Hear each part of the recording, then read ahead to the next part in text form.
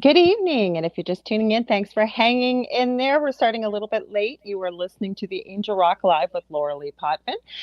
If you're listening, come on over and watch us. We are under UFO Paranormal Radio on YouTube. We have UFO Gods and Extraterrestrials, and I think it's International Radio is our third channel. We're also on Twitch and on my Facebook profile, which is under Lorilei Potvin. We're under UFO Paranormal Radio on Facebook. We're also on Twitter. I believe I set it up to run tonight, and my YouTube channel. So we're streaming in quite a few places. But if you go to our main YouTube channel, UFO Paranormal Radio, I will see your comments here. If you're on Facebook and you're commenting, sometimes they don't show up, so I don't want you to think I'm ignoring you.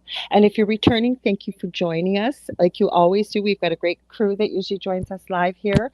Also, if you're just turning in for the first time, a little bit about myself. I'm Lorilei Potvin. I'm a Canadian psychic medium. I'm a crystal Reiki energy healer, Akashic Records practitioner, a spiritual teacher and mentor, and I am also a registered nurse. And my show, The Angel Rock, I say I always cover all aspects of the supernatural and anything in between.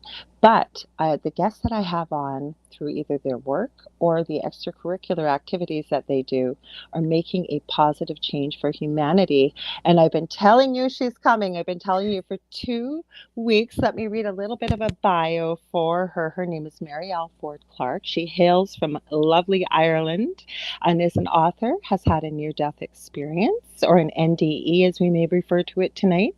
She's a spiritual teacher and holistic counselor and many other things. She is the author of an amazing book called Whereafter? Where do our loved ones go after they die? So, welcome, Mariel. I'm so glad to have you here this evening. Hey, I'm all excited, Lorilei. Blessings and greetings from Ireland.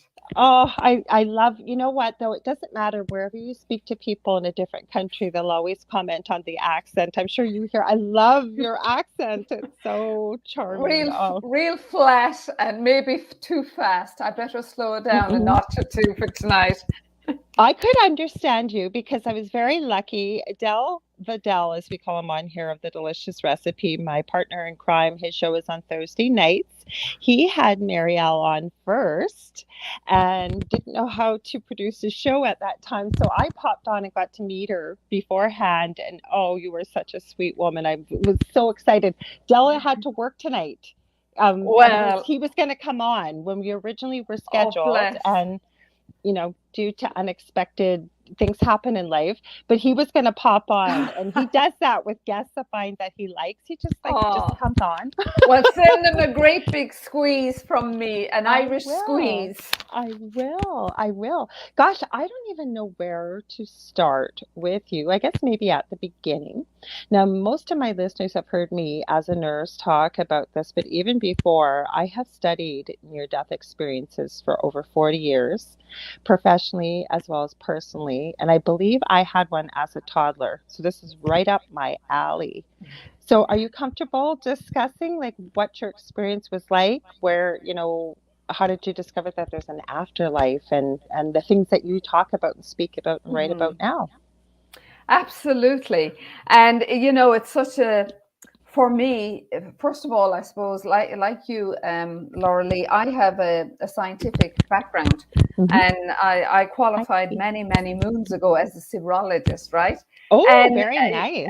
Yes, and but my background, really, I'll just give a little intro to my background. My grandmother was extremely psychic. Okay. And I had an uncle who was the seventh son of a seventh son, which means that there was a double gift in the family when there were 7 sons after one another with no daughters in between.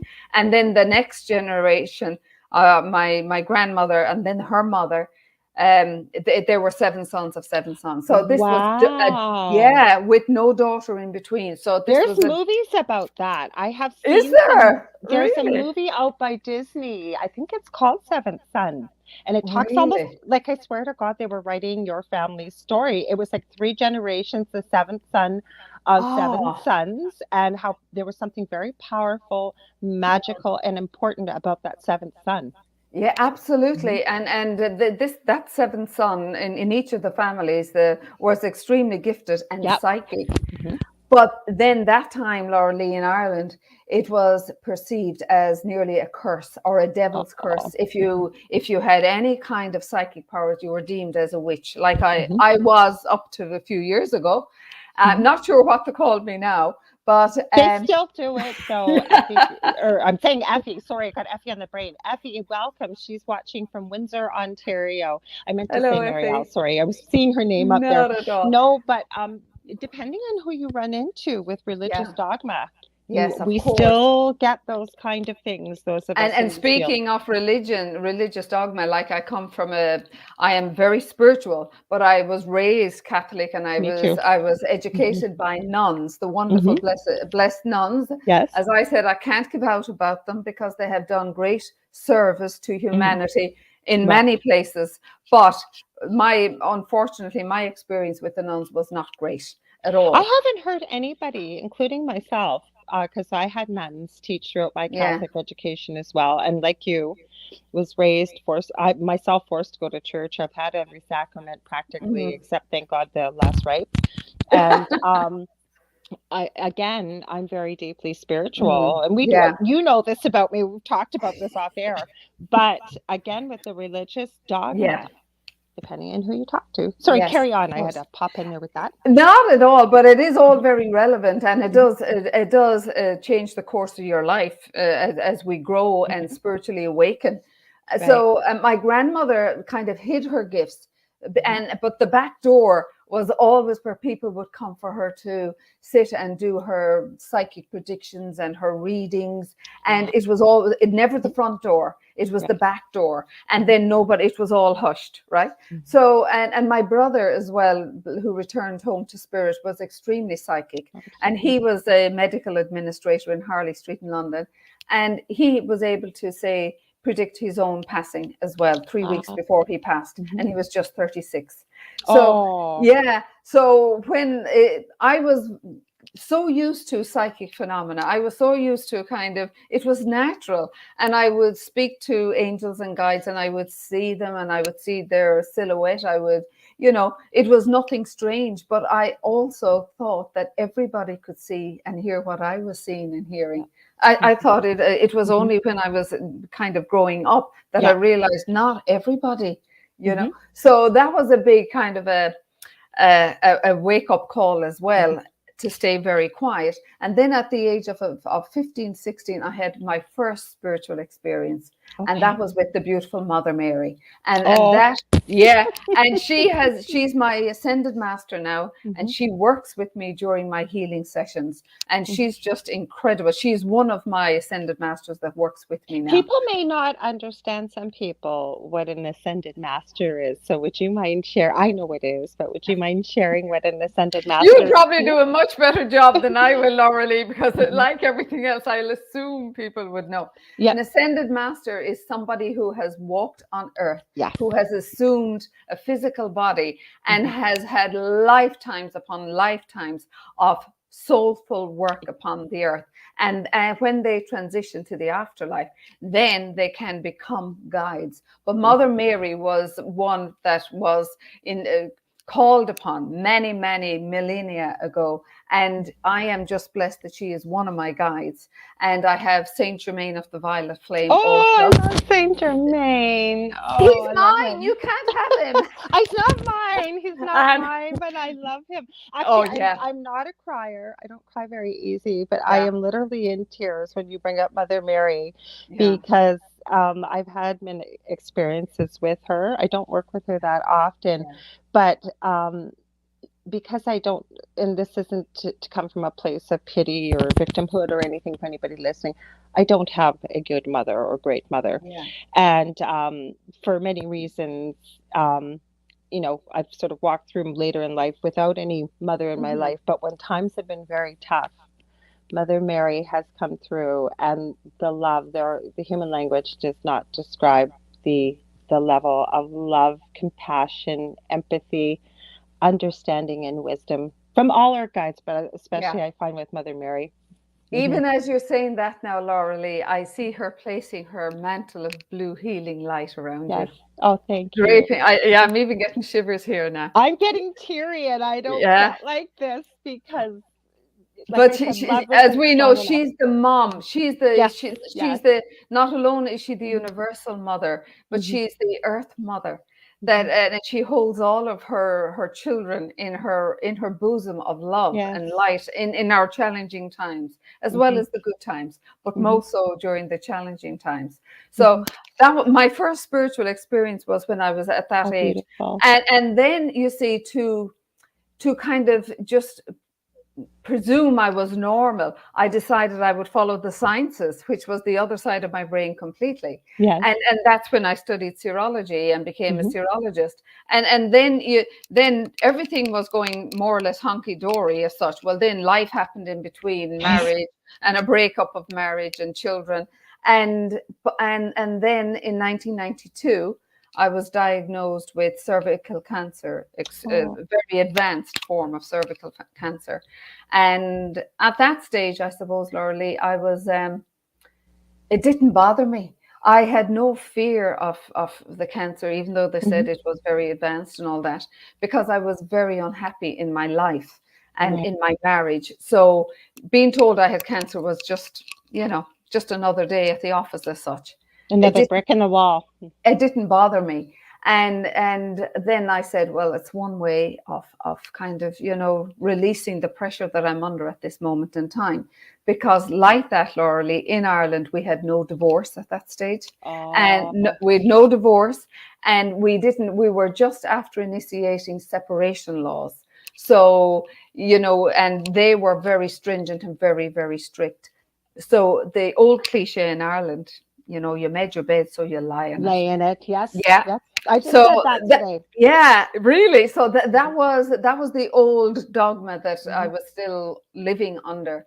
And then, and the secrecy of not able to tell anybody that I was so unhappy and that my life was and my marriage was bless my marriage and bless my ex-husband who has now made his transition. He was my greatest teacher. I learned so much from him and through him. And, as my soul has evolved, I have realized without all the chaos that was presented during that marriage, I would not be even talking to you today. I So agree. there is many blessings while there was many curses as well. Mhm. But, and then in 1992, as I said, I was on the operating table and, I just during the surgery I was floating out of my body and looking down at this one that I said, geez, that one looks like me. Mhm, And I didn't know what all the chaos was about. They were mhm, frantically working on me and mhm. they were trying to resuscitate me. And I was in this beautiful, beautiful peace, the most peace I had felt for years. And No then pain, right? No no pain, pain, no worries. no nothing. And I Mhm. was then just catapulted into this. I explain it, it was not a tunnel. And while there are huge commonalities with the near death experiencers, Mhm. not everyone is exactly the same. I agree. The Mhm, commonalities are huge, but then there is slightly differences.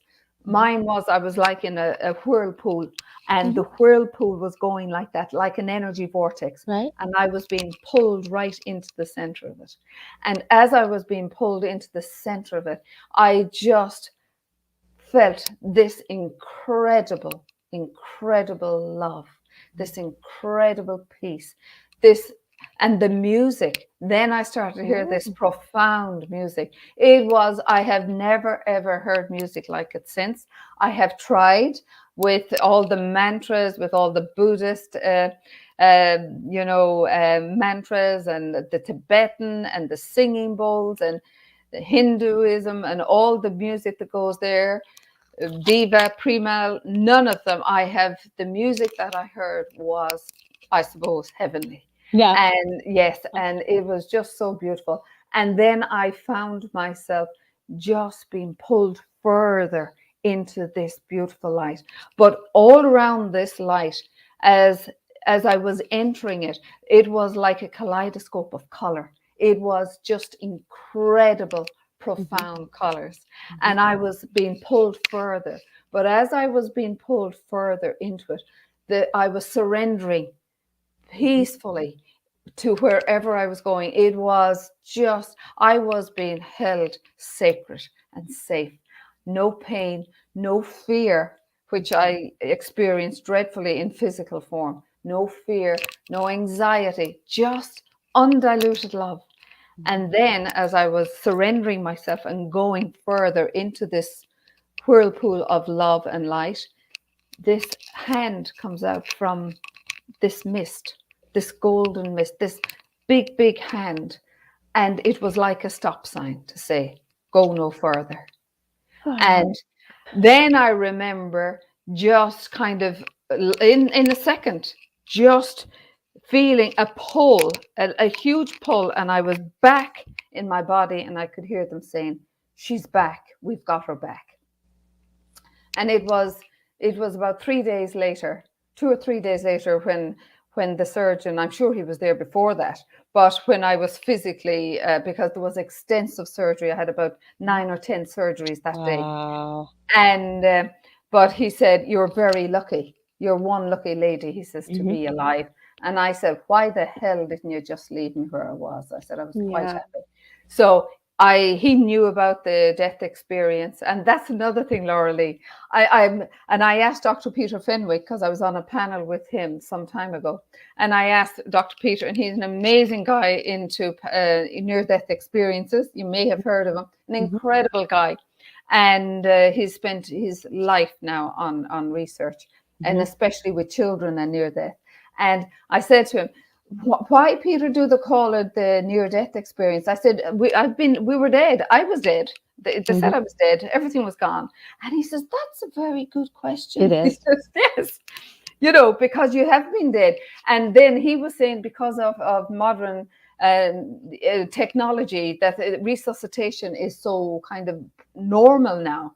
Years and years ago, they didn't have it. If they didn't have it with their hands, there was no machine to do the work. Now there is machines, and there's a new type of drug to be administered and all of that. So he was saying, maybe that's it. Maybe that's why they call it the near death. I think it's always been called that, because I always say in my nursing career, and I hurt my back very severely, so I haven't been able to go back, but I still stay on top, and we don't lose our medical knowledge, as you know, being in the field yourself. I've been so deeply blessed to be there hundreds and hundreds of times at the beginning of life, working in the NICU and labor and delivery and maternal newborn. And then I went into the community, and there was a lot of technical stuff I did, program developed, the whole bit, right? But the biggest thing I did that was one of my greatest teachers, there were two things.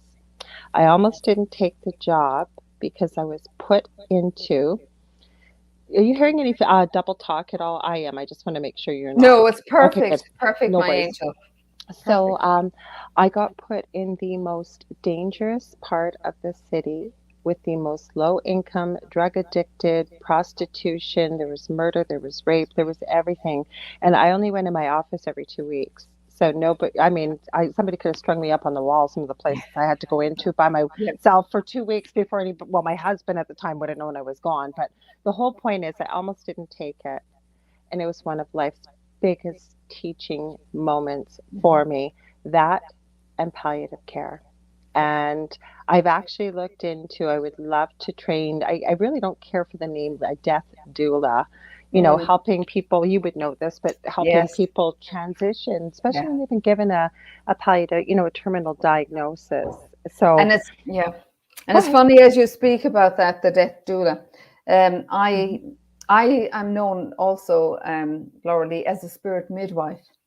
And a spirit midwife. And I'm called to the bedside. And that name was given to me by spirit, because I'm a spirit midwife. Now I know it compares to the death doula, but I only heard about death doula years afterwards. I like the name spirit midwife because you are there to support the person, to help, we all go through a grieving process. It's called the 5 stages of death and dying, as you probably know, by Dr. Kubler-Ross, Elizabeth Kubler-Ross. I always say it should be called the 5 stages of loss, because we go through those stages no matter what it is in life. A loss of a relationship, a loss of a job, anything, we go through that as human beings, right? Yeah, absolutely. And like with a loss of financial support, Yes. loss Yes. of a baby, a miscarriage, Mm-hmm. all of these things are losses which Mm-hmm. are not really acknowledged Mm-hmm. and embraced, which they should be, because we go through the same grieving for them Mm-hmm. as we do when we lose a loved one, only that it's deeper. This I is very deep. I agree with you. The other thing is teaching my eldest. My youngest has severe autism, so it's a little hard to explain death to somebody that's sort of like at that precocious age of a 5 to 7 year old, but I do my best. But with my eldest, I think he had somebody who had lost their mother just recently, and he's run across death. He's Yeah. 26, and I say to him, it's a beautiful thing when somebody passes in the way that you have all the support and the love and the friends and everything you need, the Mhm. family.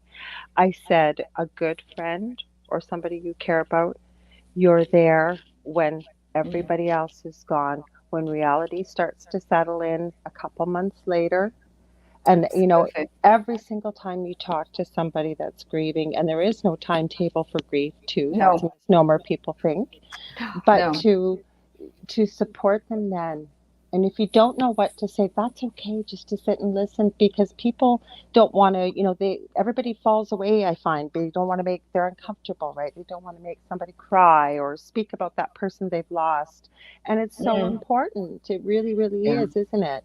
And the reality is as well, and it's funny, I've covered this in Whereafter, Mm-hmm. because, some people say the most inappropriate They things. do.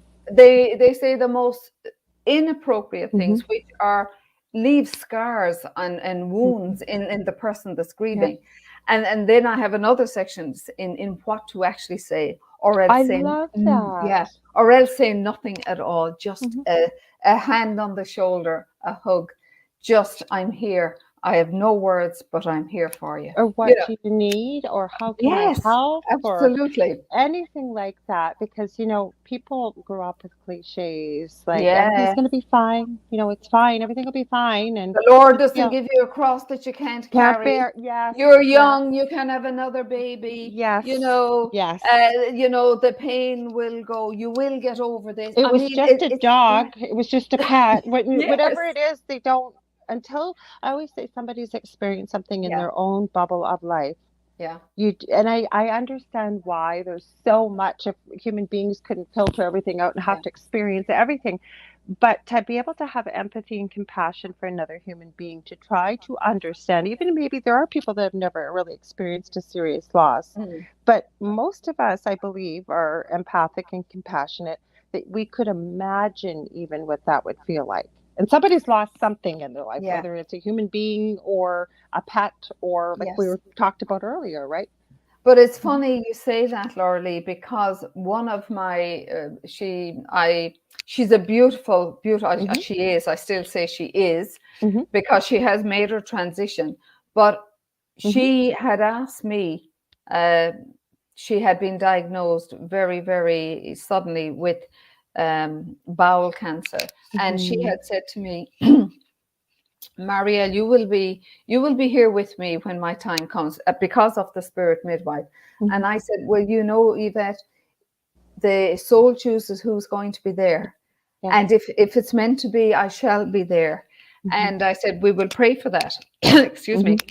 But I said, the soul will always choose who's to be around the bedside, Mhm. or the who is to be there and who's not to be there for particular reasons. Because when the Mhm. soul is transitioning and leaving the body, it takes energy, and sometimes somebody's energy can make it harder for the soul to rise Oh, up how and many detach. times have I Yes, seen yeah, that? Or absolutely. the Please don't conversation. go. How will we live without you? Which Mhm. is, it's not selfish, but it's just grief. It's Mhm. on the onset of grief talking. But my Mhm. friend Yvette, as it happened, I was there for the last 3 days of her life. But Oh, ironically enough, her husband, who was 68, had never experienced the loss of anyone. wow.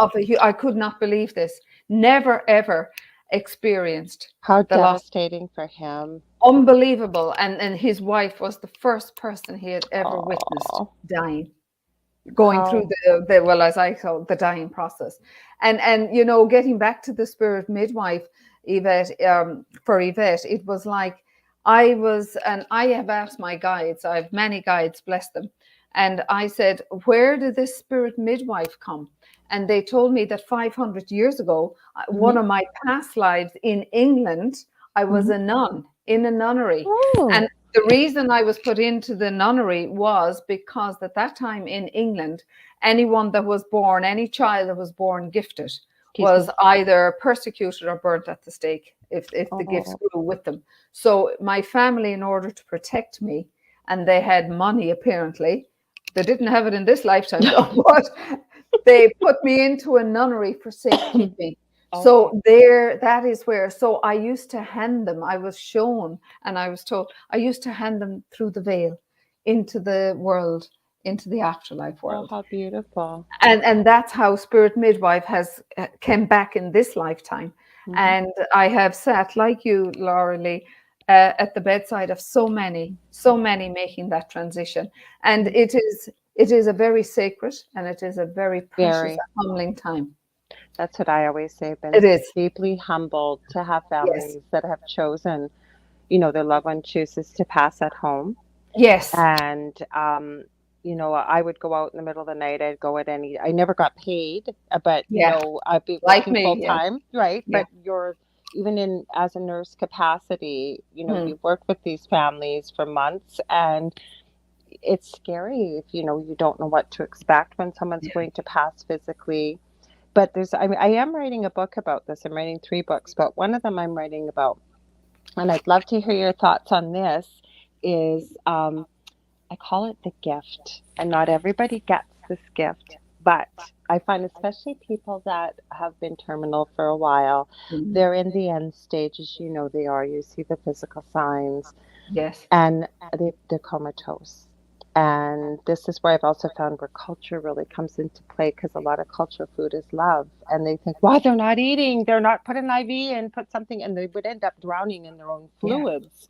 You know, that's the most compassionate thing to do, is the body shuts down. But all of a sudden, they wake up.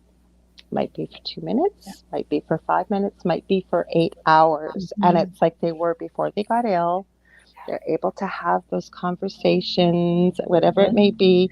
It's really difficult when it's a longer period for a couple hours, because then people start believing maybe it's a miracle. It's a miracle healing. It's what have you. But again, I think that that's part of the role as a spirit midwife, right? Is to help people understand that this is a gift. And I'd love to hear your thoughts on that, if you've experienced this yourself. Oh, I like that, Lorilei. I have been blessed to see so much phenomena at the bedside of the person. Incredible. Well, it's funny enough, one of my very first introductions into the hospice, it was a new hospice in our city here. And this lady, she was only 42, beautiful soul.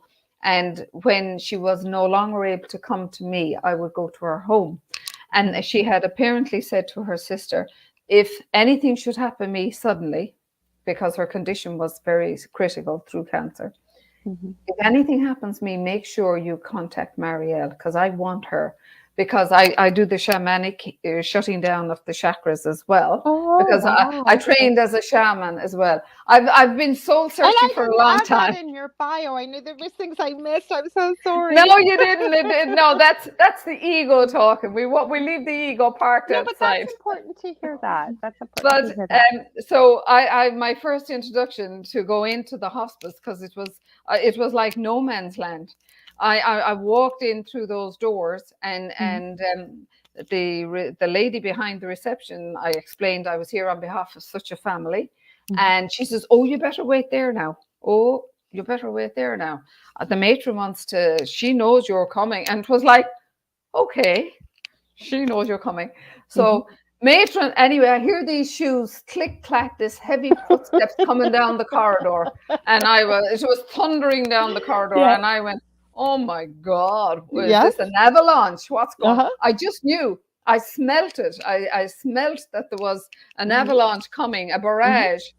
And she said, and you are? And I said, I am Mariel. I'm here on behalf of the family. And she said, oh, you're the one they call an angel. And I said, oh no, don't worry about that tonight. I said, I left the wings in the car. You know, it went down like a lead balloon. Not great taste at all. And she said, what are you going to do to her? Are you going to hurt her? Are you going to touch her? Are you going to do the, and luckily enough, I said, look, I said, I am here. I said, her sister is here. And I said, I will invite you into that sacred space, into that room with me. Because it is sacred. It is sacred. And I was going to make it even more sacred. Well, not me, but my guides. But the ironic thing about it is, when I walked into that room, Lorilei, I did not expect. I had an audience. I had her mom, her dad, her son, her sister, her ex-husband, her brother, her grandmother, and the I always I speak from the spirit, and I introduced myself as well, and that I knew beautiful Miriam, and then the brother says, oh, for God's sake, I'm not into this. I won't say what he said online, but you know, and he said, yeah, you shouldn't even be here. So I had to start holding a sacred space and creating a sacred space, knowing I was not wanted by some members of the family. And that is very hard. So what I did in that instance, I asked my angel to connect with his angels so that there would be a place of understanding and compassion and love between us until I did what I was guided to do by Miriam's soul. So that was fine. And like that, she had been unconscious for 2.5 days. Yeah. And while I was uncoiling or recoiling, should I say, the chakras, and because when you recoil the chakra system, it helps the spirit body to rise up without any attachments to the physical body. Beautiful. Yeah. And it's so beautiful. And I always have to get permission from the soul, because it cannot do it. It's not my soul. I have to seek permission, and it's 99 times granted. There are some times it's not, because the soul is not ready. I hear you. Yeah. So it was so beautiful. But Miriam, all of a sudden, for a lady that was in a coma for 2.5 days, she just rose up in the bed, reached out her hands like as if to the wall, and smiled and kept reaching and reaching, opening her arms to be received, and the smile on her face. And she very gently lay back and was still kind of conscious. And that's when I said to each of the family, I said, now is the time to go and whisper in her ear, because I said her hearing is sharpened at this stage. So to say whatever you need to say. So I gently took a space over in the corner. And then after a while, when I had involved all the family in joining hands, and we created a beautiful circle of light around her bed. Oh, what a beautiful circle of light. Fabulous.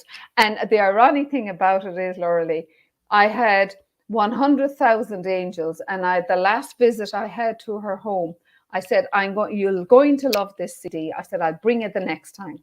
Little did I realize the next time was when I was playing it, when she was about to make her transition. So I left that plane as I walked out of the room. So I blessed all of them as I blessed Miriam from the crown, and left. And as I was going down the corridor, next thing I heard, Mariel, wait up, this man's voice. And I went, oh God, I'm in trouble again. The same guy. And the tears was rolling down his face, and he put his arms on my shoulders, and he said, I'm sorry. And I said, not at all, not. And I said, what are you sorry for? He said, the way I there was a word he used, and I can't remember, but the way I kind of gave out to you, the way I resented you. And he said, something happened in there. He said, that I have never seen before. But he said, I know something did. So he was so excited, and even amidst his tears, it did something for him. So his sisters final parting activated some story in him that he pursued later, you know. Oh, So wow. yeah, and like I have another story, Lorilei, about my friend and her beautiful 12-year-old daughter, beautiful Lucy, and Lucy was she had been 9 and she was diagnosed with a very rare form of leukemia, and she had bone marrow transplant, which was very, very successful. And then at 12, all of a sudden, she wasn't feeling well one day, and with that, back into hospital, and she was given about 6 weeks. Now, my friend, of course, she was devastated. It was her only child, and she was at this stage separated, divorced. And while I was holding vigil with the mom, with my friend, Lucy wakes up after being in and out of consciousness, and she reached out and she grabbed her mom's hand and she said, "Oh, mommy," she said, "you don't have to be sad for me anymore." She said, "What?" She thought she was being delusional. They always do. Yeah. And she said, "Oh, mommy," she said, "I'm after being playing with Peter. And Peter has said that you are not to be sad anymore and that he's going to take special care of me." And she said, "Oh, mommy, I can't wait to go home and play with him." Right? That was the last words Lucy ever spoke to her mum. But what the mum had never told Lucy was Lucy had a brother named Peter, and he had died 3 years before she was born. So wasn't that a beautiful story for the mum to realize that the afterlife is there? Peter is there and he's waiting to bring his sister home. Oh my goodness. Everybody that's watching is loving this. Michelle Pratt is watching from Australia. And Effie said, "I am loving this beautiful conversation. Thank you for sharing." And you know what? You are so, and Michelle just said, "Oh, wow." And it's true. I'm going to share a quick story because my book that I'm writing about mostly nurses, but first responders are people in the medical field. And who knows, maybe what I'll write it for those of us that are doing, I'm not working actively in that field now, but that's my wish to start doing that. But some of the stuff you're sharing reminds me that things that we've seen. Yeah. And there was a story. I happened to be out at Dell's camp, and one of his friends, I'd never met his second wife, and she's a nurse. And I was talking to her, about the book and a whole bunch of stuff. And her mom is a nurse, and her mother used to work on pediatrics. And we have a large First Nations Indigenous population here. And there was a little one. He was about 4, I guess, at the time. This is many years ago. And his family couldn't be there with him. And all the nurses, we always fall in love with the little ones like that. In the NICU, somebody be put up for adoption, or in the nursery, we'd all be carrying that little one and loving them like our own, in a baby carrier until they went to their family. Yeah. Anyways, this little one, all the nurses just loved him, and he passed away very sadly, and they weren't expecting it. And then the floor was very, very, very busy, and of course they covered him and treated him with respect, of course, but they needed time to prepare the body to send it to the morgue. Well, they got busy, and as nurses are, and everybody in the hospital running their feet off. Well, the call bell kept going off in that room, and there was nobody in there except the little one. And this little boy, I think it was a little boy, he had passed. All of a sudden, this girl relayed to me that her mother remembered, oh my goodness, his family had told us their belief with their culture was that once they pass, you need to open the window to allow the spirit to return to, they call it the Great Spirit. The Great Spirit. And so when she went back to the room, and I think the call bell had gone off like 6 times, she opened the window and the call bell stopped ringing. So oh yeah, and it's amazing. It's amazing in other Indigenous countries, cultures as well, that if you know how the grandfather, the grandmother, who are the wise shaman, they would have the family around, and what would happen there is, the guy that I studied shamanism with, he was Dr. Alberto Valido, and he was from an indigenous tribe. I think I've heard his name before. Shaman, Healer, and Sage was his first book. An amazing guy, and I was very blessed to study under him. But he was explaining in even he remembered it even as a child in these teepee tents. And Right. when somebody was about to make their transition, Mm-hmm. that the elder would kiss the youngest in the group, and Uh, that kiss would be passed around from mouth to mouth to mouth to mouth.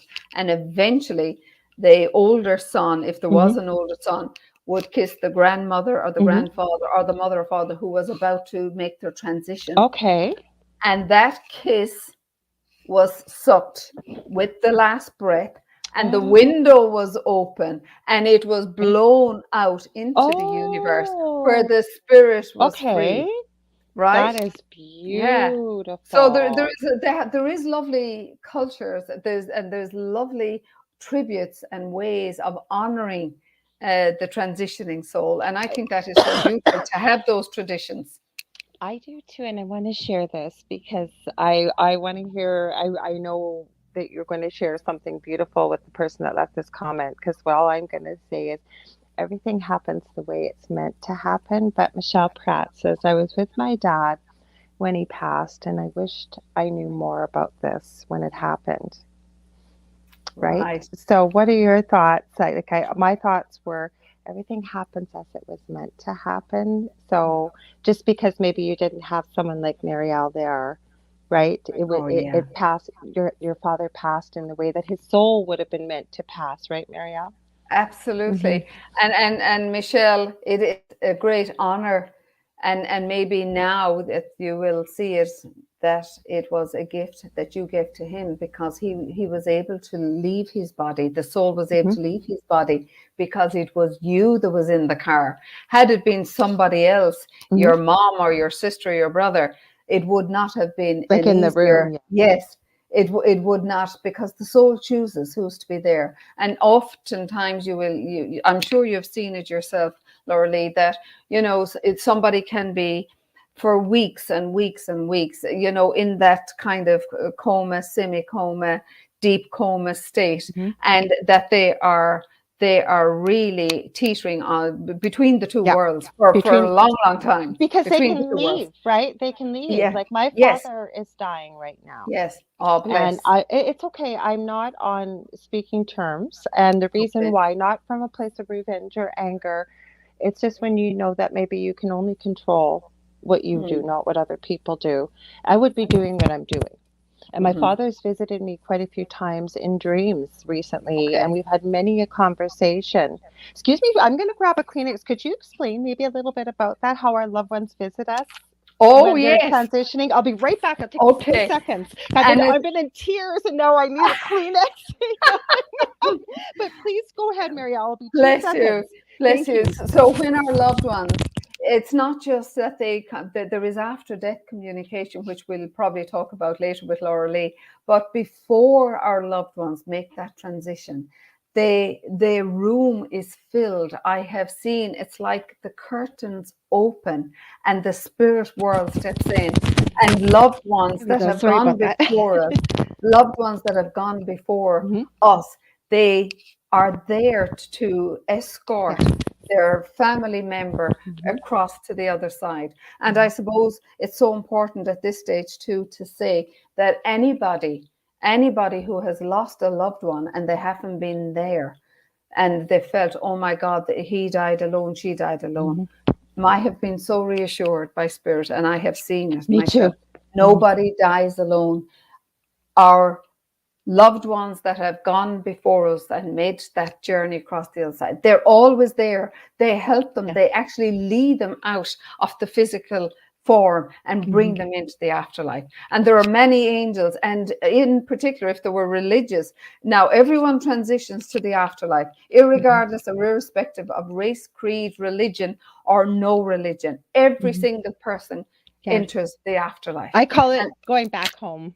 yes, and it is going back home. Yes. So, I mean, nobody does die alone. And you were going No. to say something there, Lorilei, were What you, I when I was was saying going that? to say is that what I assure people of, because you see this many times, and even people I know well, that they weren't there when somebody they loved passed, and there's a lot of guilt, there's a lot of Oh, yeah. sadness. Mm. And what I truly believe is that the soul knew for whatever reason that was the right time to go when they weren't Yeah. there.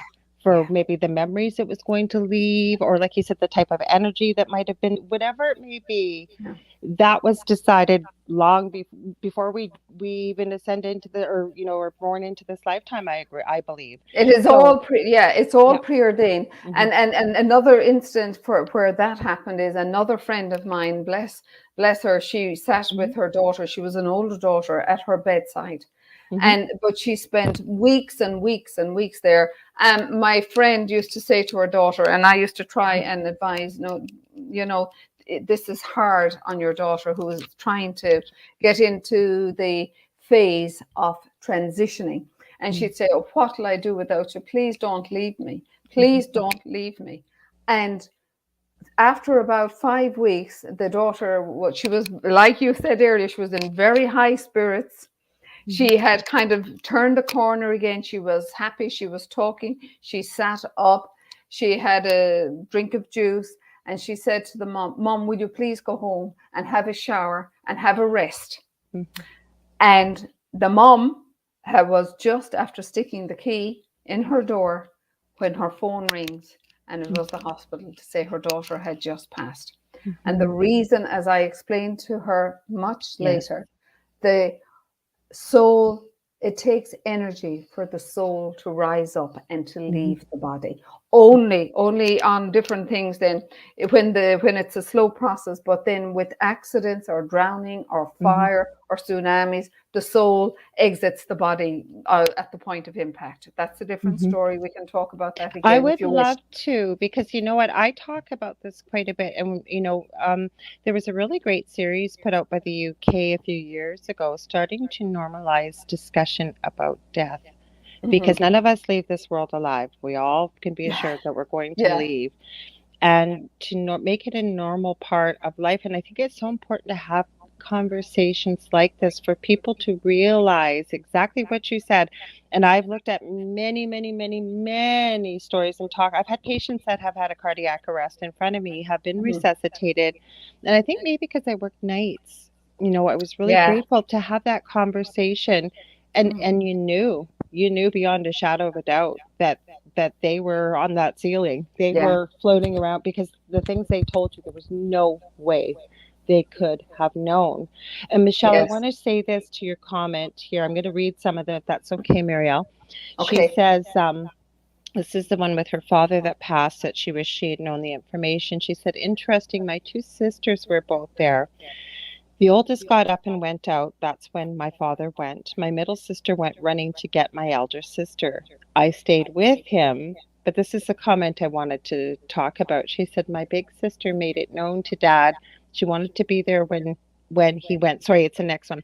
Sadly, I feel she helped him leave this place quicker.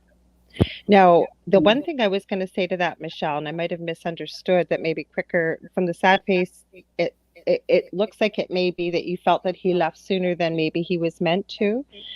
We leave when the time is, regardless of what the Yeah. somebody can't, I mean, yes, by their own hand, I guess they can make Mm. you leave quicker, but Yeah. when the soul is meant to leave is when it leaves, right, Marielle? Is that what you're Absolutely. experiencing? The soul chooses its coming and it chooses its going. Yes, And yes. even if you were to take the analogy of somebody that's pregnant, their due date may be the 12th of December, right? Hmm. And Hmm. all of a sudden here we are, and it's nearly the 20th of Yeah. December, and the baby still hasn't come. Hmm. Or then the baby was due the 12th of December and it came the end of November. Hmm. So the soul chooses, and Yes, the soul chooses its timing astrologically as yes. well as divine timing, Hmm. because it comes in on certain star signs. It comes in when the sun, the moon, and the stars are aligned, and it also exits at the same time. And that's why the astrological chart, as you would know, is so important as well when we're That's who doing had any the work. question for you. Dave Petrella, who was on here with me. He's an astrologist. He's become a good friend.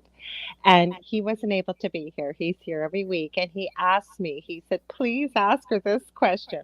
He wanted to know what your thoughts are about the soul's silver cord, what happens when we pass, and so on and so forth. So I said, yes, Dave, I will remember. He'll be watching this after. So hello, Steve. Hello, my dear. Okay, the silver cord.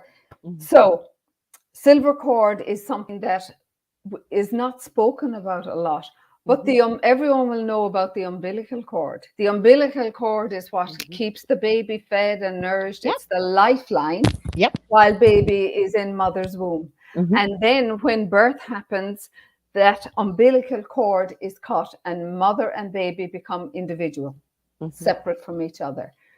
But we still have a silver cord, and that silver cord connects us to our spiritual home on the other side.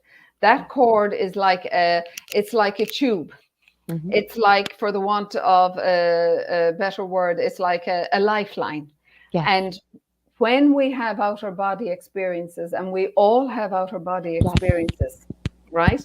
And some people everybody dreams, every single one of us dreams, and we astral travel, or other might call it astral projection. But not everybody has recall of it. But when you have, say, a visitation, I'll go back to the silver cord. When you have a visitation from your loved one, which is where you remember seeing them, and that you're talking to them, and you're having a full-blown conversation, and you wake up in the morning and you say, oh my God, it was like as if I was talking to my mother. It's like as if I was talking to my husband. You were. You actually were. Yes. And that was their way of reassuring you that they are on the other side. They were still overlighting you. They're looking after you. They have only left physically. Their spirit, their soul resides on the other side. And the outer body experiences is when we are dreaming. We, not just dreaming, but we go into the inner planes. We go there at nighttime. The soul leaves the body. It at will. It travels outwards. It goes to its schools of learning. It goes to the halls of wisdom. It would get very bored sitting inside in our bodies if we were when we're sleeping. You know, it has other things to do. So it travels outward. It goes into the inner planes for whatever it needs to. It might even need recharging. It might need resustenance. It might need rebooting. So it travels. And then in the morning, when it's time, say, for the body to wake up, sometimes you might feel your body jerking. Yeah. And you just snap back. Yeah, you jerk. And that's when the soul has just gone into the body before you woke up. And that's called catalepsy. And it's a known phenomenon as well. But that silver cord is the one. And like when I had my death experience and I could see myself, I was above I was spiritually looking down at my physical body. But there was that cord. But I did not give it too much attention. But I was there. It was like there was two of me. There was the physical and there was the transparent part of me that was above the ceiling and then out through it. And that's the silver cord. And it is limitless. It is, but it is the lifeline that nourishes us while we're here on earth. So when we are about to transition, the only time the silver cord snaps or breaks or disengages, that is at the moment of physical death. And when it disengages, that's the point of no return. Whereas with the near-death experience, the silver cord, we're brought back to life and the silver cord is still intact. I hope that answers your friend. I appreciate that. You know what I think may give people a lot of peace? And I've had many personal conversations about this, is when somebody dies a very horrific death that you think that, oh my God, they must have suffered, and the things that we create, believe it or not, Del, I've had many conversations with him because he wasn't there when his father passed, and it was unexpected and it was very sudden. And I think he imagined things, because we do, from hearing other people's accounts versus what really happened. And you mentioned it briefly, that we really disengage unless that pain, as I understand it, is very rare, has been built into our plan, if you will, for this lifetime, that there's something to be learned from it. People don't experience that pain upon the death, right? No, well, I'm going by, and this is a very relevant question, and it's very pertinent to many, many people, because the last thing we want is to see our loved ones suffering. And that's why palliative care is so important, and it is so good. And that is, it is important that our loved ones can pass on with dignity and compassion and without pain. But also without fear. That's another topic we can discuss, without fear. I'm going to have you back. I know I am. Without fear, because fear is huge, it's paralyzing. But to get back to the trauma of somebody in pain, seeing somebody pain, and especially for sudden deaths, like soon anybody caught up in tsunamis, anyone caught up, say, like, bless all who perished in the 9/11. 9/11 was a horrendous global atrocity, which will be down in the annals of history for a long, long time. But bless all those souls. They made a collective soul decision before they ever came on earth to be there at that time. It was preordained, pre-planned, predestined. And they brought a lot of the dross, the heavy darkness that still resides on the earth at this moment in time. Their souls, they did a huge service to humanity. They sure did. They were on the verge of civil war, I believe, in the U.S. Absolutely. And I've had this conversation with Joe Montaldo. I usually give him a shout out, Joe Montaldo, the owner of UPRN, usually produces this, not so much anymore. We're getting good at doing it on our own. Yeah. But we still do a paranormal discussion group, usually on Mondays. We didn't get a chance today. He's been pretty busy with his day job. He runs a construction company. I don't know how he does it. Then he runs the station all night long. But he's had this conversation. He's 40% Irish. That's how he can do it. That's what it is. No, but we've had this conversation where he'll ask the question about, say, for supposedly so many people that have passed during what we've been going through the last 2 years, and being careful since we're on YouTube. And I've shared, and again, I don't know everything, but I've tried to explain that this was planned. They knew. It's not like it was unexpected that we lost all these people. Now we've got these lost wandering souls everywhere. That can happen. That's another discussion, right? But another discussion. Yeah. Like 9/11, like you said, for whatever reason. And the big tsunami of 2004 as well. All of those, and like the New Orleans flooding going back as well, all of those, because with New Orleans there was such discrimination between black and white, and the music was gone from the land. So all their jazz music. And Joe says no, not now. Like, it's beautiful between. But then you see that flooding had to happen so that darkness was lifted. There was a cleansing. A cleansing on that place, and that's so important. And I know it's very cold comfort to anybody that would have lost anybody through tragic circumstances like tsunamis, like fires, like 9/11, like so the body may experience physical pain, but the soul, it's a little hard to explain, right? But the soul, at the moment it passes, like, you don't experience maybe what the physical body had experienced. Absolutely. Right? And this is what I have been told time and time again by my guides, because this is a question that I've been asked all the time. Did my loved one feel the pain? Did my loved one who was burnt in a fire, were they burning, and did they feel it? And I am reassured time and time again that when it's a tragedy like that, a car accident, a drowning, a fire, a tsunami, whatever, the soul leaves the body at that point of impact. So the body does not feel the pain. The soul, which is the engine, the consciousness, the driving force of the physical body, is gone. So it doesn't feel the pain.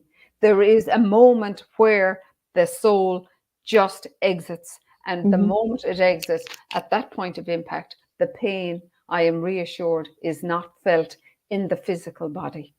I have also seen, and I've talked with other mediums and people that work in this field like we do, that depend, and again, it just depends. Every individual here that is, we've got a question too, that is here has a different experience. We're here to learn and to grow. But I've seen it myself, where it's almost like the soul has left, but the human shell of the body is still there, maybe for a couple more days. Have you seen that yourself at all? Not so. I always know when the soul has gone, and You did know. it's an empty vessel. It's an Mm-hmm. empty shell, Yeah.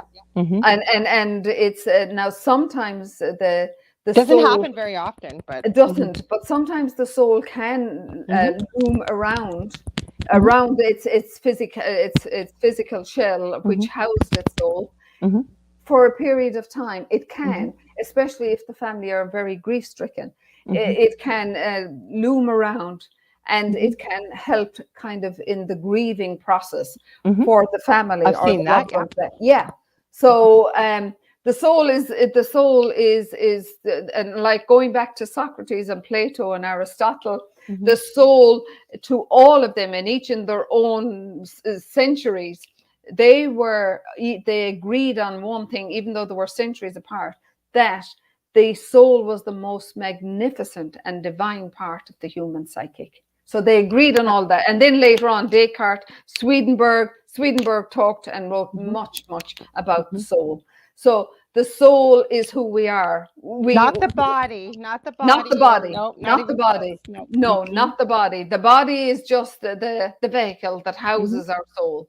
That's how It's I try and yeah, explain it. And the brain is basically like a computer because yeah, I call it the higher self, depending who you have, they'll call it the subconscious or whatever. But we know all the answers. We do. We've lived thousands and thousands of lives. That's the other yeah, thing. We never, ever end. Now, yeah. we do have, We're immortal.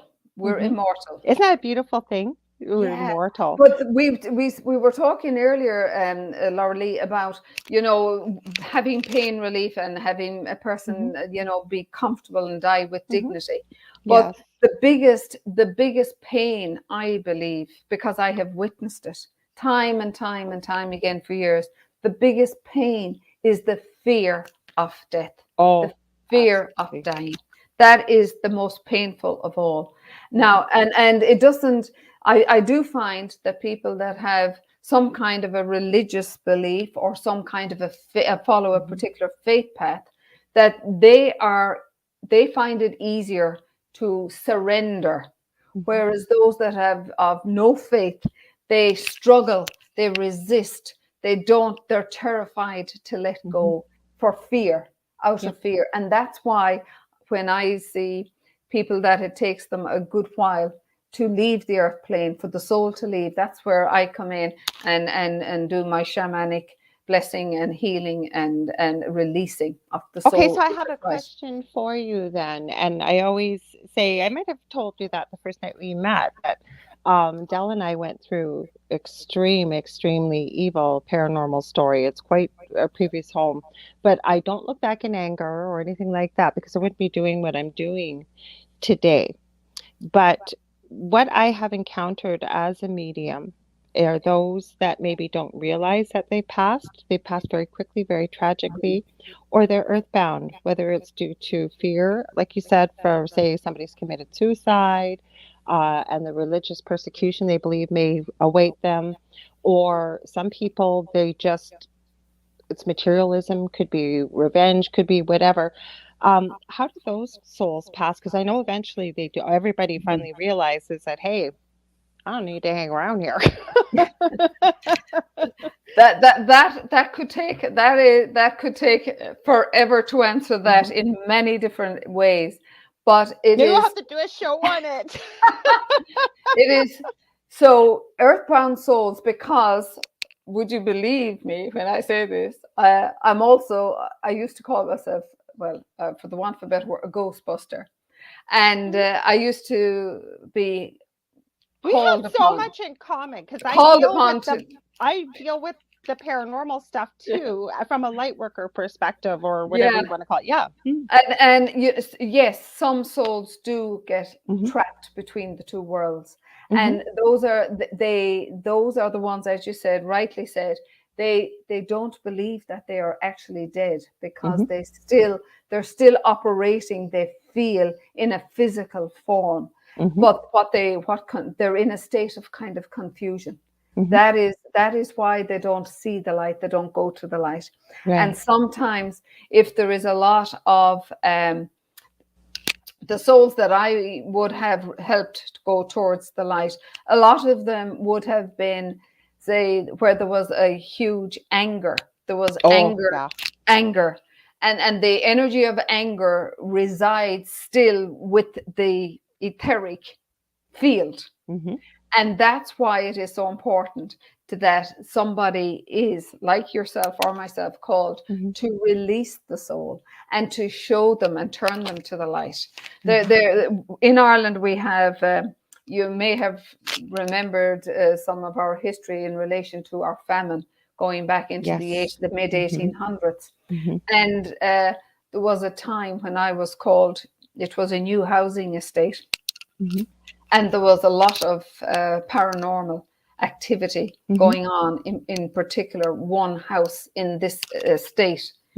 And it was very funny in a way.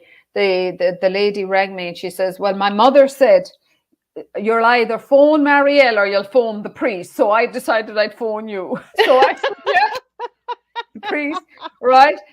And so that's this happens all the time. But so anyway, she decided to call me.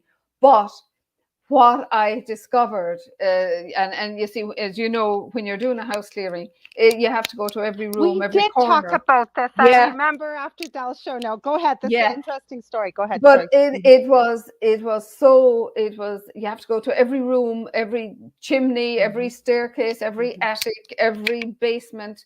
You know, it's a tough job when I'm doing it. Now, I know there is an easier way to do it by using the shamanic wheel and all of that, but I personally prefer to go in and be physically there and anchor the light, the grids of light, the protective barriers around myself and around everybody in the house. So I am always drawn. And it was very strange. I was drawn up the stairs, and then there was this landing, and the piercing cold on that landing you'd be put into a block of ice within seconds. It was that cold. It was palpable. But it eventually I discovered there was a little girl, and she was about 12 years of age, and her brother about 7. Two of them had fallen on the famine path on their way to the workhouse to get food. And they were lost souls because the mom had died, the father had died, everybody had died belonged to them. So I was guided to call back their mother. And the mother's energy came through. And they didn't want to see the light because they were so long wandering in this kind of trapped energy field of being lost. And then eventually I asked the mother to place her 2 arms around her children, bring them into her heart. And then I asked, of course, Mother Mary to place her mantle around all of them and take them to the light. And there was an attic window, and I opened that, and the energy surge that it actually nearly threw me. When it was incredible. So there are, but it's not every. I wouldn't like to frighten anybody. These people are confused. Yes, there is very dark energy as well out there. That's what we ran into. We never found out why.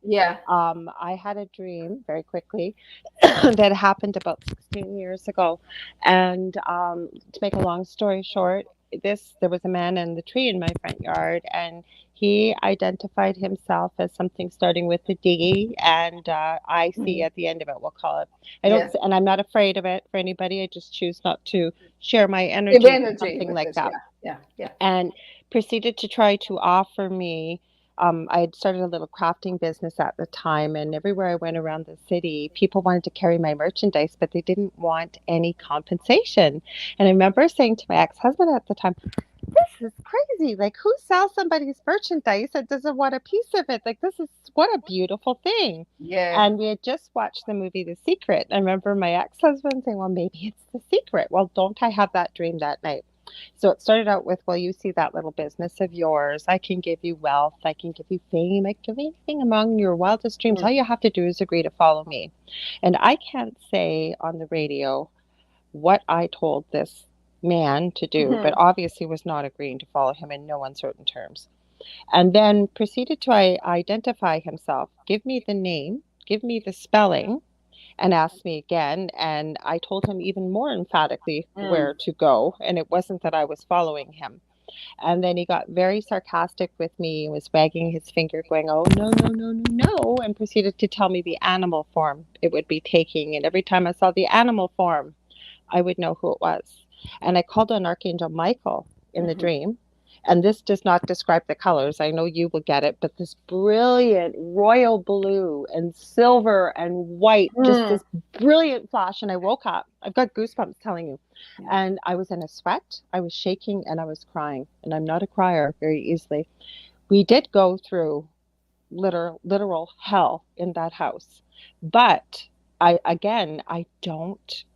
don't look back on it in anger or anything, because I wouldn't be doing what I'm doing. But long story short, and again, being raised Catholic, and I'm called the Angel Rock. We've talked many times on this show about it because of connection to angels and crystals and love rock music. But wouldn't you know, about 4 or 5 years ago, somebody contacted me and had been given a name in a dream and asked me to do some research. What do I find? The exact spelling, the exact name, and the exact animal form I had been given. Wow. Crazy story, but then again, there were things to be learned from it. And I suppose, Lorilei, for anyone that's listening as well tonight, so important that, you know, that they realize that there is yin and yang, there is positive and negative, right? So it's so important. Has to be. There is. That's the balance, and that's the law of the universe, you know, and we operate, that's you know, under kind of our bodies. There is spiritual laws, and we have to, there is a law within the universe. That's the spiritual law. So as above, so below, as within, so without. So but it is so important. To fear. Nothing to fear. We have dominion and God and but it's so important, I suppose, Lorilei, for somebody that might be slightly a bit scary. It's so important that we can teach them that, you know, if you're anyway scared, if you live on your own, or if you feel that you're kind of vulnerable in any way, or if you don't even call on Archangel Michael, if you don't believe in Archangel Michael or any of the angels and spirit guides, just invoke, just visualize that you're placing a grid of protective golden light around you. You don't have to be religious. It works.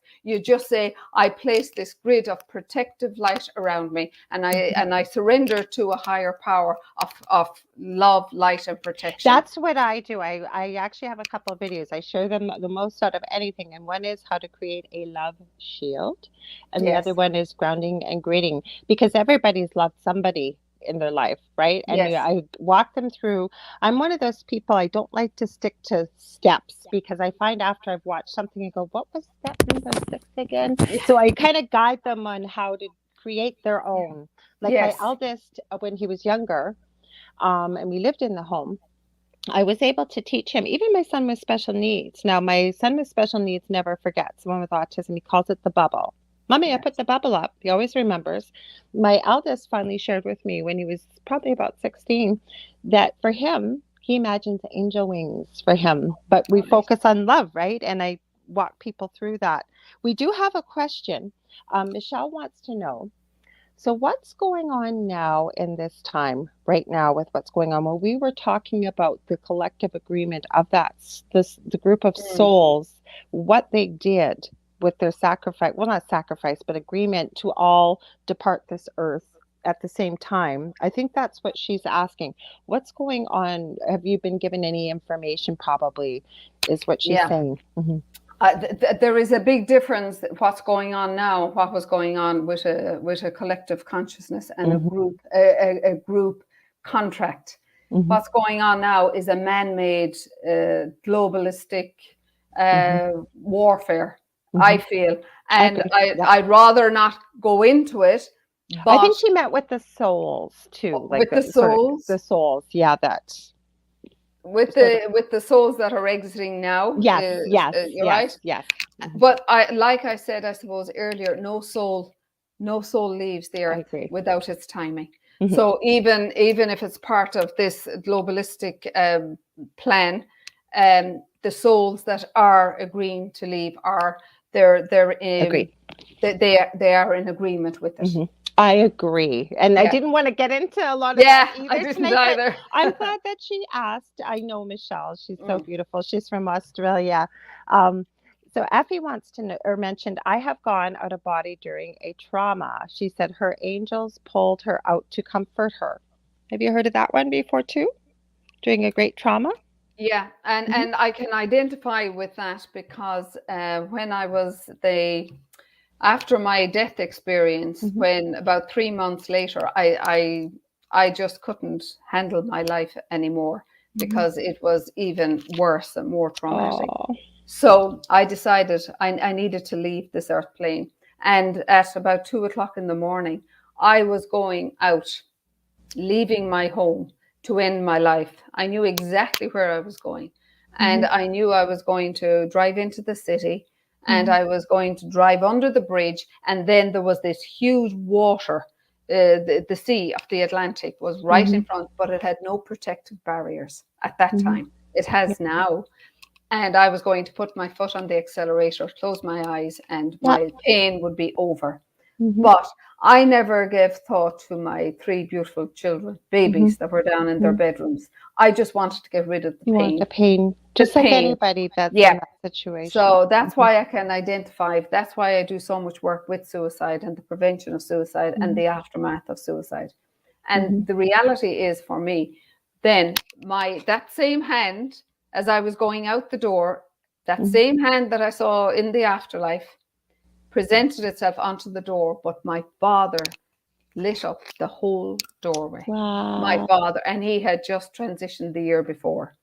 And he put out his hand again and he says, Molly a Cudgeen, keep your powder dry. That's an Irish saying. In other words, don't get your ning-nings in a twist. Just keep your powder dry.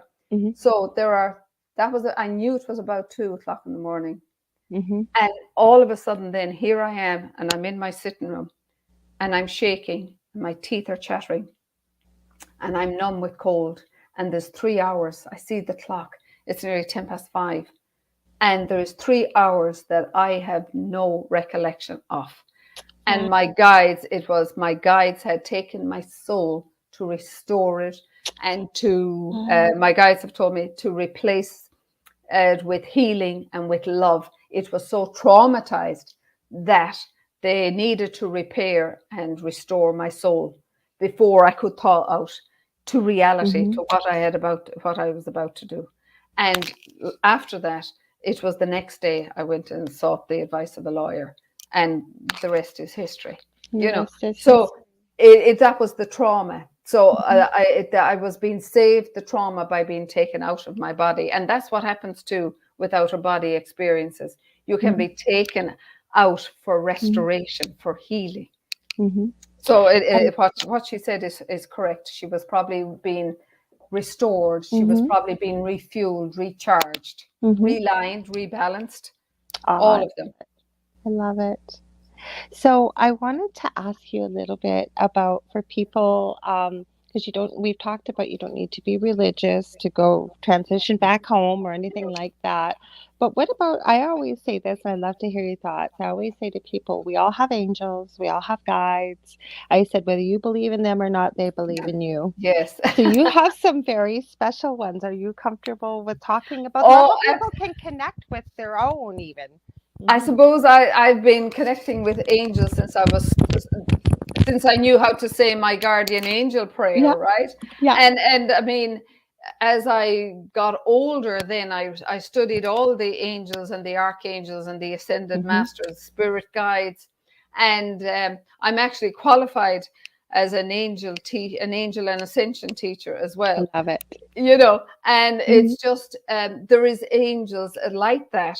Angels are non-denominational. That's the good news tonight. Angels are non-denominational. Yep. They have no religion. They are there for mankind. Yeah. And they are there to help us in our times of need. They're there to show us love. They're there to bring us healing. They're there to bring us protection. They're there to bring. Archangel Gabriel gives us guidance, and the provides the signpost to our soul. Archangel Michael, as you spoke about, if you believe in angels, you can invoke Archangel Michael and his cloak of protection around you. Archangel Raphael is the spiritual surgeon, and he heals the entire human physical body. He's wonderful. If you were to have surgery, you'd ask Archangel Raphael to guide the surgeon's hands during the surgery. So my son with autism, if he knows, I just had a really nasty cold about a week and a half ago, and I get a sniffle, and he's always worried, Mommy, you're not going to die, are you? You know, like I said, he's 5 years old. I know, we have many a conversation. His middle name is Michael. Spirit told me I would have 3 boys. I have 2, but Dell and I actually lost. I had a miscarriage very early on a few years ago. So, and I've had many tell me that's that 3rd little boy around me. But this is like as a 3 or 4-year-old, and what their names would be. Now, my eldest is not called what I was told he would be called, because my first husband wouldn't agree to it. But Justin, my middle one, has always been called Justin, or my youngest, I should say. It's not my middle. And they told me he would be called Justin Michael, and he is Justin Michael. Yeah, it's amazing. And they do say that the name that the child needs is downloaded to the mother right after birth. Wow. Yeah. Well, I knew he was named. I knew with both my boys that I was having boys. I knew. There's a story that my eldest knows very well. I used to go shopping with my father. My mother's birthday is December 15th, and their anniversary, New Year's Eve, and we had Christmas. So my father and I would make a trip out of it, doing a shopping trip. And when I was pregnant with my eldest, so this is kind of 27 years ago, and just newly pregnant. Oh, you're only a baby. No, but I knew I was having a boy. I just knew. I knew in my soul. And I remember I was out with my father, and my father had seen these, I guess, at one of the kiosks in the mall. I'm getting goosebumps telling you this. I don't know why. And it was gold wire. They could twist your name into a pin. Yes. So he got one for me, and I remember him pinning this on my stomach. He was convinced I was having a girl, and her name would be Jillian. Well, obviously she wasn't Jillian, it was a Logan, but I just gave that pin to my eldest son because he knows that story so well. He deserves it, yes.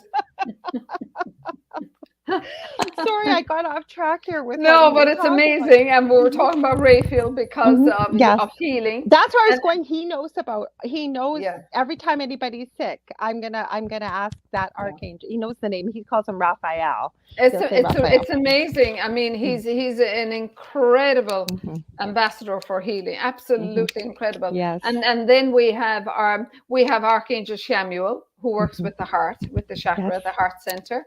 And we have Archangel Zadkiel, who works with the violet flame that we spoke about earlier. And the violet flame, for anybody that doesn't know about it, it is one of the most powerful rays on the planet for the next 2,000 years. Yes. The violet flame was returned to humanity after the harmonic convergence of 1987. And the harmonic convergence was where, as you probably are aware, where all the spiritual people on the earth, in the different parts of the world, in the different sacred spaces, sacred sites, they prayed together for humanity. And the violet flame, because of mankind's greed and power, had been taken from the earth over 2,000 years ago. Wow. So it was brought back in 1987 for mankind to use it for good this time. So if you're like that, a friend of mine was going into hospital last Tuesday night for surgery on Wednesday. So I invoked the violet flame. You can send the violet flame. It dissolves, it transforms, it transmutes all negative energy into God light. And you can use it anywhere. You can use it on the street. You can use it in the post office. You can use it in the toilet. You can use it anywhere. I always send it into a hospital when I'm passing, or a hospice, to dissolve and transmute all negative energies. Yes, it's not going to dissolve everything, because there is a natural law of progress for balance.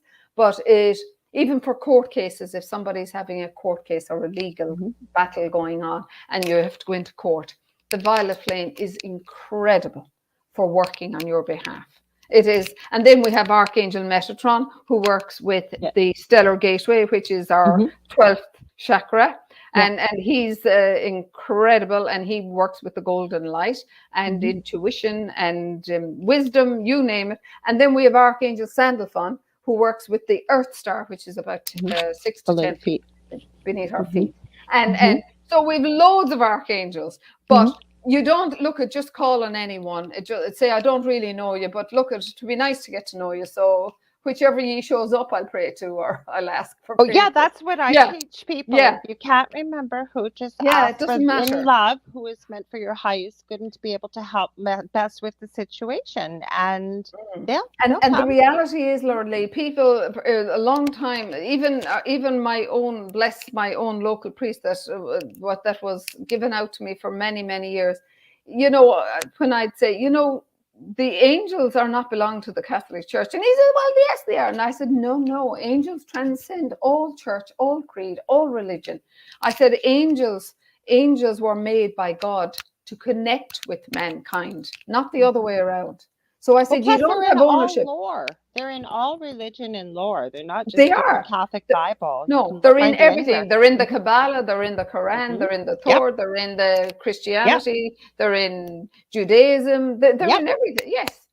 They're there.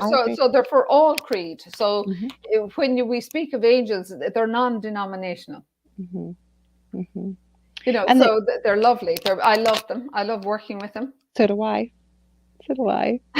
And you had said about the 100,000 angels. I imagine people can't even imagine that there are more angels than we could possibly even begin to fathom, aren't there?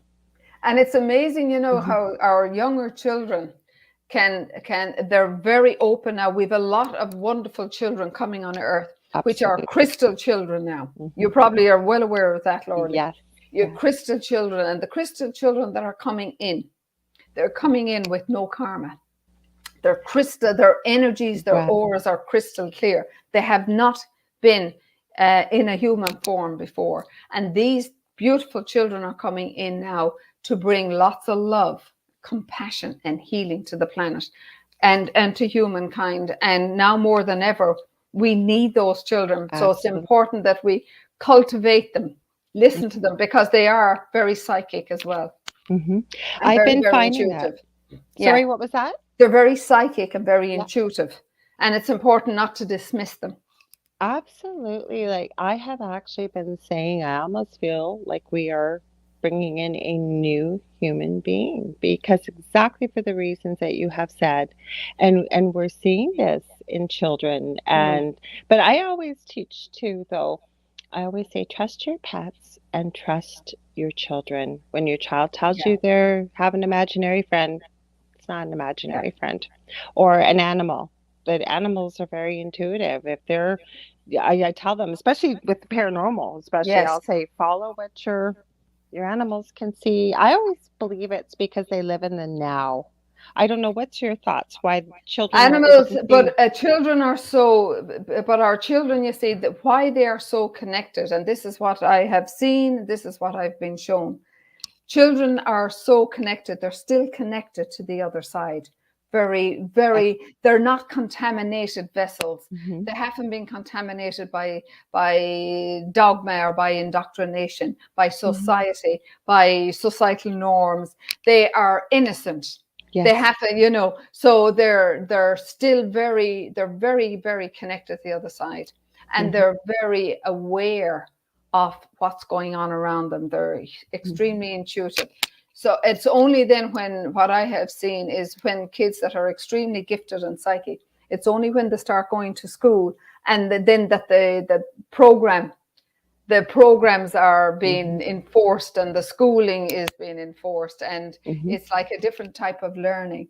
So what I always encourage is for parents that know that their children are born very psychically. Not every child is psychic, but a lot of the children coming in now are coming in with huge psychic abilities, and it's so important to nurture it beyond the schooling, beyond the academic school. Absolutely. I work with children, but only obviously with the parents' permission or guidance, because you do find a lot of parents that have no idea what to do with this very special child. But I always say the beautiful thing about it is that you recognize that, and even though you may not know what to do, you're reaching out to best support your child. And I suppose like that, Lorilei, parents are afraid because they don't have the tools, and to say, oh God, where do I go from here? It's like when somebody like I have it in Whereafter, like when a child loses a parent, and bless anyone who has any child who has lost a parent, but there is a section there in it where it's like a toolkit for guardians or the other parent or the grandparents to help the child to talk about their loved ones, because they do see their loved ones. They see their mom or their dad or their brother or their sister. Because I've been called to many home and said, will you tell her to stop saying that? And one of the little girls said, well, Mommy did come to me last night, and Mommy did brush my hair and stroke my hair, And another girl said, Daddy called me his princess. Daddy sat on my bed and called me his princess. And this was a word she was hardly able to pronounce, but that's what he used to call her. So they are very, very, not to be dismissive of them, because they are, and as you said, they need to be listened to. They need to be listened because they are connecting. And I have found when somebody has passed on belonging to them, they have full-blown conversations with them. And some would find it abnormal. Some would find it abnormal, but it's very normal for them. And then I would advise, and what else did they say? What else did they say? How did they look? Could you describe it? Whereas what was happening in a lot of situations, in a lot of homes, go to your room, shut up, don't say that again. I've heard that time and time again. Go to your room. Don't let anyone hear you say that. They'll think we're mad. I have a moderator for my one group on Facebook, and she had seen our TV episode. She lives in Sardinia, Italy, and I knew, Spirit told me within seconds, like, you need to connect with her. She's lost her mother, and she calls me her adopted mama, and I call her my adopted daughter. I don't have any girls, and she's so gifted. And she, with Gavin Lee Davies, who introduced us, I just adore him. He used to have a book, a magazine out called The Paranormal Chronicles. So I had written an article for it and had a few friends, and she was one of them because she's so brilliant. I think she's going to be 29. She speaks 6 languages and very gifted psychically, but she wrote what it was like to grow up as a child that was very psychically gifted, but no siblings, and her parents were staunchly Roman Catholic, and how exactly what you just said. And so she wrote from her perspective as a child about how she would have liked to have been best supported and what might best help children in the same situation. It was very powerful and very poignant. I was glad she did it. The thing is, Lorilei, you see, parents a lot of them didn't have the coping skills. A lot of them didn't want to know that, because they were afraid for the child. Yes. Or feared the child would be deemed as weird or crazy or away with the fairies, as they say here in Ireland, Yeah. But it's great to be away with the fairies at times, because, there's a lovely energy abounding with the fairy realm. I have to have you back on. My father used to connect with the fairies, Seriously. I love the fairies. I love them. My father and I used to say, oh my God, stop messing, because I didn't connect. I connected with angels, but he connected with fairies and the elementals. You Well, know, all the nature. I told you when I met you after Del's show that I would thought never in a million years would I ever have a conversation with Del about fairies until like I think it was this summer. Now we've got a few minutes left. It's getting late there, I All know, so I right, won't keep you okay. much longer. But we've talked about so many powerful, incredible things. But let's talk a little bit about your book because you've mentioned a few things. I think that people, this is such an incredible, amazing book that will be helpful for anybody, I think, to read. So is there certain parts that people like it answers so many questions, right, about what happens in the afterlife, or like you said, the toolkit, Right. or This book was totally guided, Lorilei, and like everything else that happens in my life, when I'm not listening to spirit, they do something. Something happens to make me stop and listen. Like my cancer was my biggest gift upon Mother Earth. I'm very grateful for it. I see it as a gift now. And in 2018, I had a serious ski accident as well. And I was unable to walk for about 5 months. Oh my. And yeah. And so my guides were coming in the middle of the night, as they do in the middle of the night. And they said, you need to write this book, because I was running many workshops for years and years, teaching people how to connect with their loved ones. And very, very powerful workshops. And so I was to write a book. I says, no, I have written for magazines. I've written booklets. I've written many things. But the idea of sitting down and writing a book, but anyway, it happened. But they showed it. I was to base it, because I have the scientific mind, on the scientific, the medical, and the spiritual, all the spiritual experiences that I have. Not all of them, because only some of them are in my book, but I was shown the triangle, and it was based on spirituality, science, and medicine. I love and it. The proof, and the hundreds and thousands of doctors and scientists that support the afterlife. As I said in one interview, this is how is there is no proof, and I says, hold on a minute now. There is no doctor, no theologian, no scientist, no philosopher has ever stepped forward and presented evidence to say the afterlife did not exist. But huge, hundreds and thousands have presented cases for the afterlife. Dr. Eben Alexander. That's right. And he's only one of them. But and then he didn't believe in anything. Nothing, because he had the scientific mind. Yes. He didn't believe. And so did Brian Wes, Dr. Brian Wes. Oh, right. Yeah. And I studied with him as well. Oh, and I mean, I studied with Dr. Brian Wes and Deepak Chopra, the late Wayne Dyer. I've been very blessed. So the good Lord has been good to me. I've worked hard though to get there, to these places. I believe it. Of course. But Dr. Brian Wes didn't believe in anything either, because he was a psychiatrist, head of psychiatry. And he thought, how can I tell there's a 27-year-old lady in my clinic and she's talking about past lives? And he didn't believe in anything until one day she said to him, at that time we didn't have Mr. Google. So he used to have to go home and validate the information she would give, going back hundreds and hundreds of years through history books, right? And then one day she gave him a huge piece of information. And one of it was pertinent to the son, his young son that died. And this was at a very early stage in infancy. So nobody knew about this baby, only his wife and himself.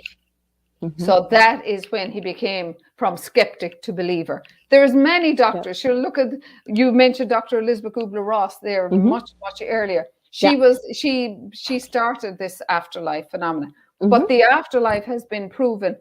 It's going back and documented thousands and thousands of years, as I said, going back to all those wonderful guys like Plato, Aristotle, Socrates.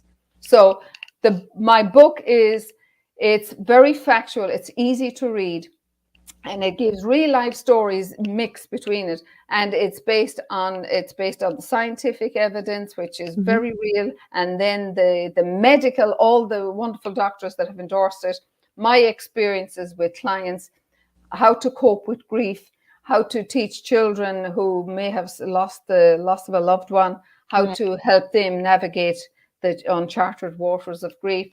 And then there is love and forgiveness at the very end, because love and forgiveness is key.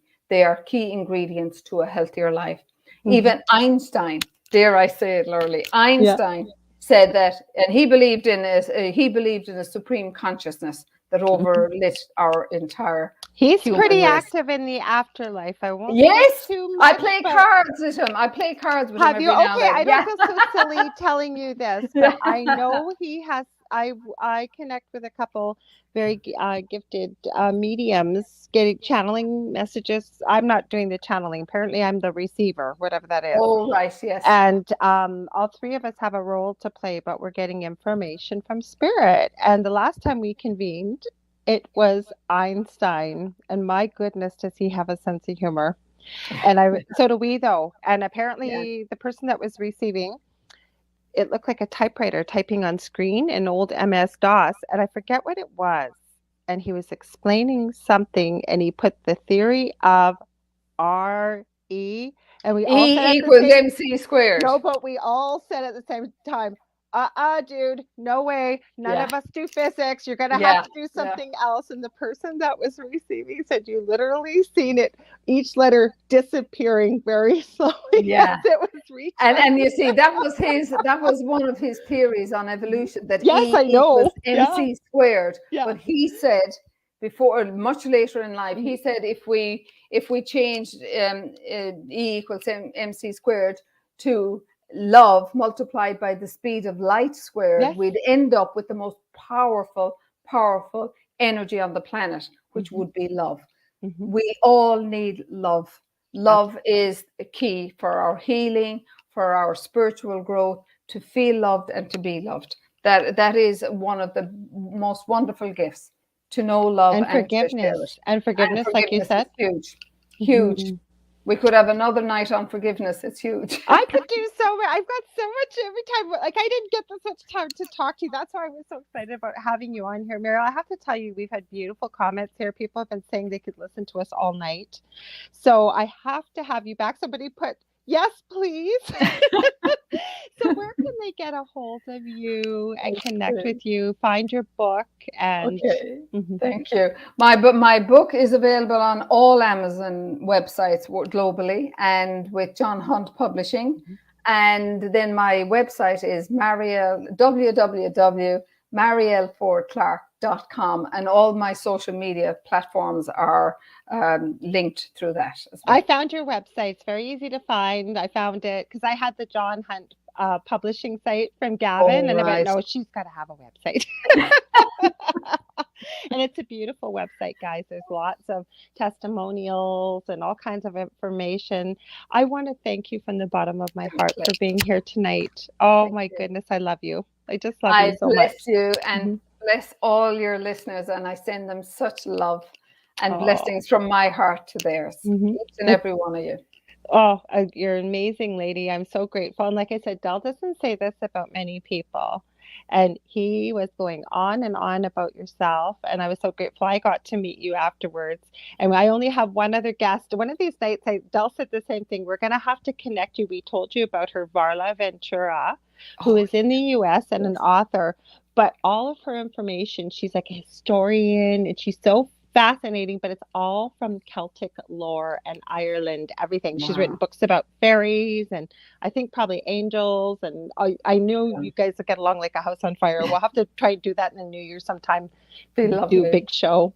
But thank you so much. And I will have, if you're open to it, I will have you back again. Blessings. We got lots to talk about. Oh, my goodness. Thank you so much. It's been an honor and a blessing. So thank you, Lorilei, and my love to Del. Thank you, because it's got to be very, very late there. Is it 4 a.m.? It's just a little after it. Okay. So who cares about time? I know you're a night person like I am. I want to thank everybody here that was in the chat and for all your comments. And for those, if I missed you on Facebook, I apologize, but I don't always see the Facebook comments here, but I check them after.